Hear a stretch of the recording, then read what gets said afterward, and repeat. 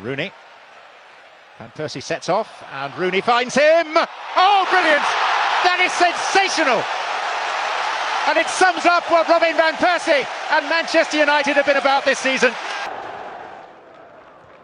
Here it comes, it's towards Ronaldo, it's over his head actually, it drops to Ronaldo, flicked it and scores! Can you stop this man? Cristiano Ronaldo with an impudent flick and United lead 1-0.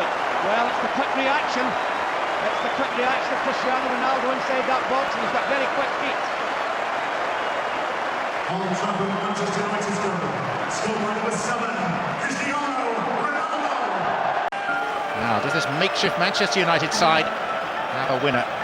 From nowhere comes a 17-year-old striker, Federico Macheda. They need some firepower, and he is their only option. What a moment! The 17-year-old has won it for Manchester United! Manchester United, through a teenage Italian, have got the win that takes them back to the top.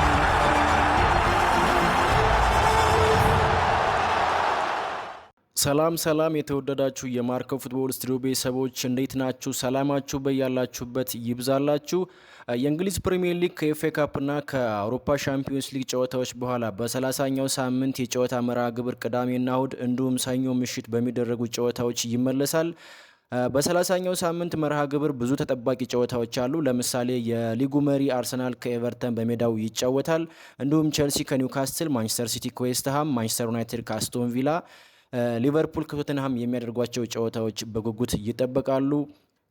በጨዋታ ቁጥር ማነስ ምክንያት ለ11 ቀናት ከአይናችን የራቀውና ተናፋቂው ማንቸስተር ዩናይትድ እሁድ ከምሳ ሰዓት በኋላ 11 ሰዓት ላይ ከአስቶን ቪላ ጋር በሜዳው ኦልድ ትራፎርድ ይጫወታል። በሁለቱ ክለቦች መካከል ስለሚደረገው ጨዋታ፣ ከዚህ በፊት ስላላቸው ታሪካዊ ግንኙነት፣ ድንቅና የማይረሱ የጎል አጋጣሚዎች፣ በተጨማሪም ጨዋታውን የማሸነፍ ንጻሬና ግምት በቅድመ ጨዋታ ዳሰሳዬ ተካተዋል።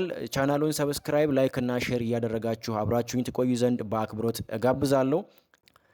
የማንቸስተር ዩናይትድ እና የአስቶን ቪላ ጨዋታ እጅግ በጣም ተጠባቂ ከሆኑት መካከል አንዱ ነው። ምክንያቱም ማንቸስተር ዩናይትድ እና አስቶን ቪላ በ51 ነጥብ እኩል ሆነው በጎል ልዩነት ብቻ በደረጃ ሰንጠረዡ 3ኛና 4ኛ ላይ ተቀምጠው ይገኛሉ። ስለዚህ የአውሮፓ ሻምፒዮንስ ሊግ ተሳትፎን ለማረጋገጥ ይህ ጨዋታ እጅግ ወሳኝ ነው።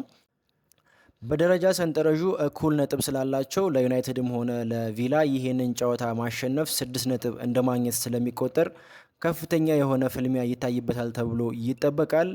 ሌላው ሁለቱ ክለቦች እሁድ በኦልድ ትራፎርድ የሚገናኙት በ29ኛው ሳምንት የጨዋታ መርሃ ግብር ሽንፈት ካስተናገዱ በኋላ ነው ማለት ይቻላል። በዚህም መሰረት እንግዲህ አሰልጣኝ ማይክል ካሪክ እና ኡናይ ኢምሬ ከሽንፈት በኋላ የሚሰጡትን ምላሽ ለማየት ጨዋታውን በጉጉት እንዲጠበቅ ያደርገዋል። አጠቃላይ ወቅታዊ አቋማቸውን ስንመለከት ማንቸስተር ዩናይትድ ከፈረንጆቹ አዲስ ዓመት በኋላ በፕሪሚየር ሊጉ በጥሩ መሻሻል ላይ ቢሆንም ከ11 ጨዋታዎች በኋላ በኒውካስትል 2-1 በሆነ ውጤት በሚያስቆጭ ሁኔታ መሸነፉ ይታወሳል። ከዚህም በተጨማሪ ባለፉት 3 እና 4 ጨዋታዎች ላይ ያሳየው ፐርፎርማንስ አጥጋቢ ወይም ደግሞ ጥሩ የሚባል አልነበረም። በሌላ በኩል አጀማመሩ ጥሩ ያልነበረው አስቶን ቪላ ጨዋታዎችን በተከታታይ በማሸነፍ 3ኛ ደረጃ ላይ በመቀመጥ የዋንጫ ተፎካካሪ ይመስል ነበር። ነገር ግን በቅርብ በተደረጉ ጨዋታዎች ላይ በተለይም ከፈረንጆቹ አዲስ ዓመት ወደዚህ ነጥብ እየጣለ በመምጣቱ ምክንያት ከዋንጫ ተፎካካሪነት ወደ ቶፕ 4 ፉክክር ዝቅ ብሏል ማለት ይቻላል።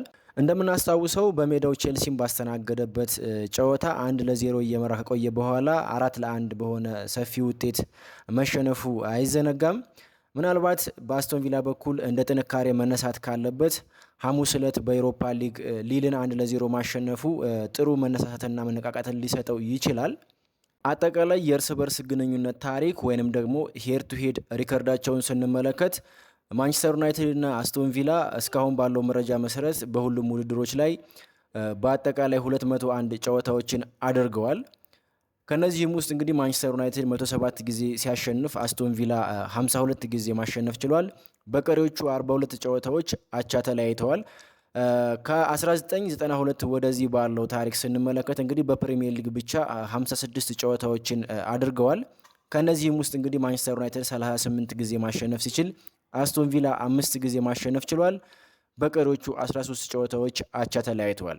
በቅርብ ጊዜ ባደረጓቸው 5 የፕሪሚየር ሊግ ጨዋታዎች ላይ ማንቸስተር ዩናይትድ ጥሩ ሪከርድ አለው ማለት ይቻላል። ለምሳሌ ከ2023-2024 የውድድር ዓመት ጀምሮ አሁን እስካለንበት 2025-26 የውድድር ዓመት ድረስ በተደረጉት 5 የፕሪሚየር ሊግ ጨዋታዎች ዩናይትድ 3ቱን አሸንፏል።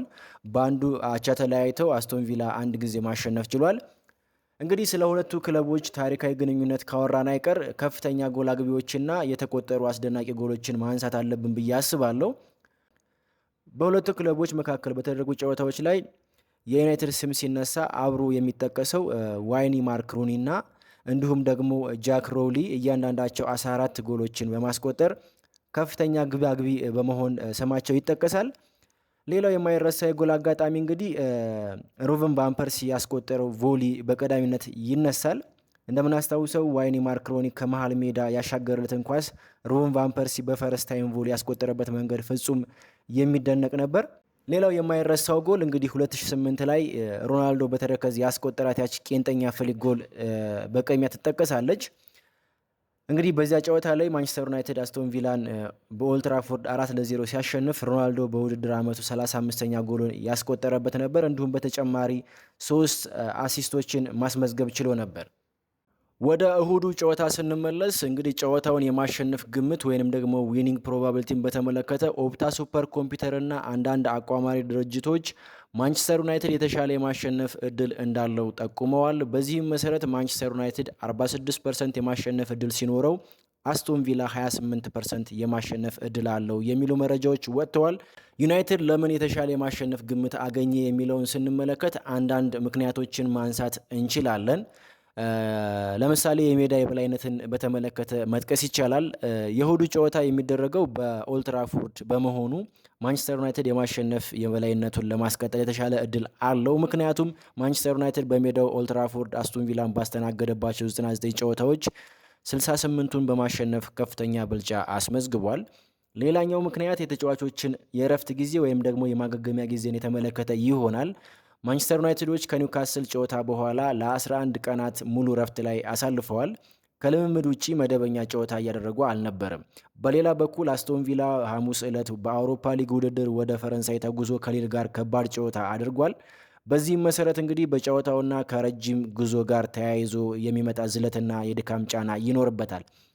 ዩናይትድ ሰፊ እረፍትና የዝግጅት ጊዜ ሲኖረው አስቶን ቪላ በቂ የሆነ የማገገሚያና የልምምድ መስሪያ ጊዜ አይኖረውም ማለት ነው። ሌላኛው ምክንያት እንግዲህ በደረጃ ሰንጠረዡ ላይ ያለው ፉክክር ነው። ማንቸስተር ዩናይትድ 3ኛ ደረጃን ይዞ በማጠናቀቅ ወደ ሻምፒዮንስ ሊግ ለመመለስ ያለውን ጉጉትና በቅርቡ በኒውካስል የደረሰበትን ሽንፈት ለማስተካከል ወይም ለማካካስ ያለው ተነሳሽነት ለድል ቅርብ ያደርገዋል ተብሎ ይገመታል። እንግዲህ ለማንቸስተር ዩናይትድ ሰፊ የማሸነፍ ግምት ቢሰጥም አስቶን ቪላ ጥሩ ተጋጣሚ በመሆኑ ጨዋታውን ለማሸነፍ እና ታሪክ ለመስራት እድል አለው።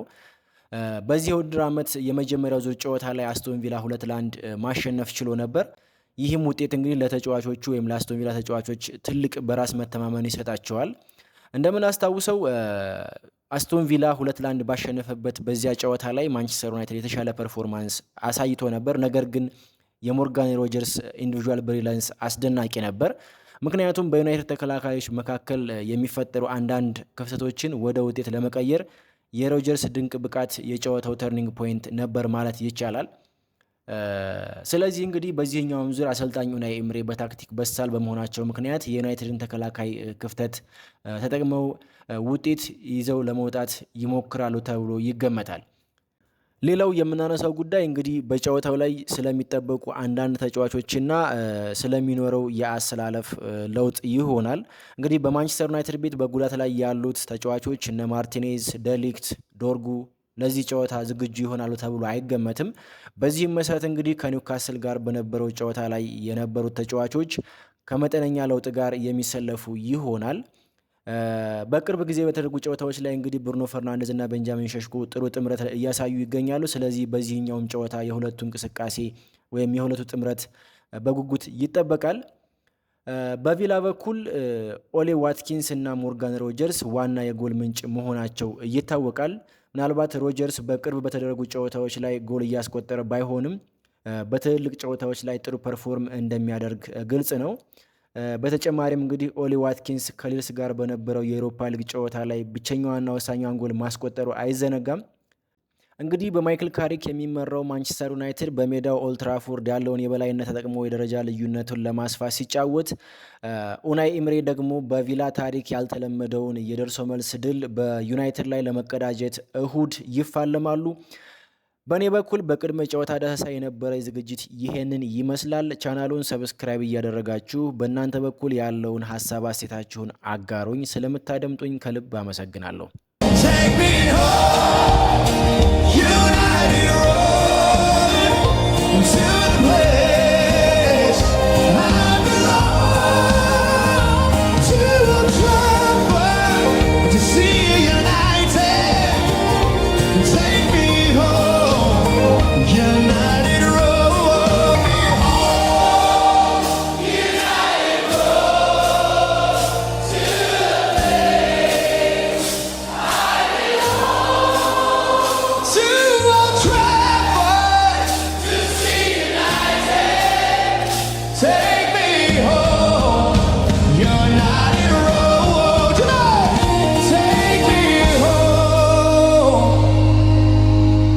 United Road.